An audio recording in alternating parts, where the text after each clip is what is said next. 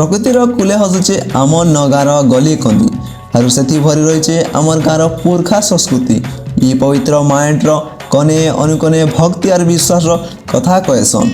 आज आमर ना करा अनुष्ठान पल्ली आलोक पाठागार बुढ़ादेव पूजा कमिटी आरु गाँववासी आपण को नहीं करी जिमु एंता गोटे यात्रा के जेंडा खाली गण समाज नाई से आम नगार सबु समय आत्मा आए सबु वर्गर लुकर आराध्य देवता आन बुढ़ादेव।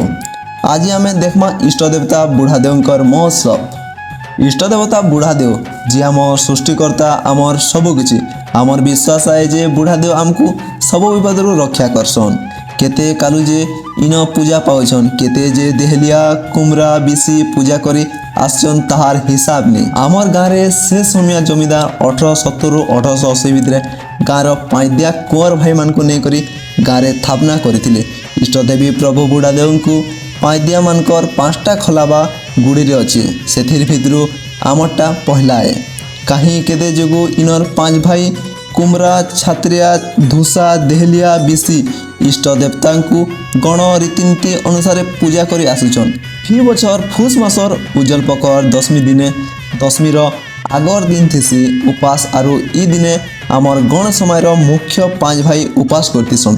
तार आर दिन हेसी दशमी जेन दिन हेउचे बुढ़ादेवंकर मुख्य पर्व दिन ई दिन रे नगार पाइदिया भाई माने खाली नहीं बलांगीर जिलार बरगढ़ जिलार कलाहांडी जिलार नुआपड़ा जिलार 70-80 खड़गा पाइदिया परखे भाई मान निजर इष्टदेवी पूजा सामिल होकर तांकर दर्शन करिथिसन। जेबे भी ई महोत्सव समय आसी गाँव रे सते उचली पड़सी पारंपरिक गणा बजार ताले ताले परिवेशटा मौके उठसी कुमरा बिसीर मंत्र आरु शंकर गुहारी थीन आकाश पाताल एक हो जासी। ये पूजा खाली गोटे परब नहीं से एटा आमर एकता और भाईचारार परिचय है। आर ई 2 दिन के अंचल अग्रणी स्वेच्छासेवी अनुष्ठान पल्ली आलोक पाठागार और बुढ़ादेव पूजा कमिटी नगार प्रचेष्टार बड़ा धूमधाम रे गला 4 बजर हेबा बुढ़ादेव महोत्सव नारे पालन कर आसुची। फिर दशमीर पछर दिन इष्ट देवता प्रभु बुढ़ादेव फूल प्रसाद आशीर्वाद टिके पाइबार लगी बहुटे भक्त खलारे पाल पड़सन आर बुढ़ादेव समस्त मानसिक पूरा करतीसन। बुढ़ादेव महिमा अनन्य है। तार परे ई दिन बेलगुड़ारे गण समाज माँ माने छतर के पूजा करतीसन। जुग बदली जाओ पचे हेले बुढ़ादेव उपरे आमर भरसा केभे नहीं बदले।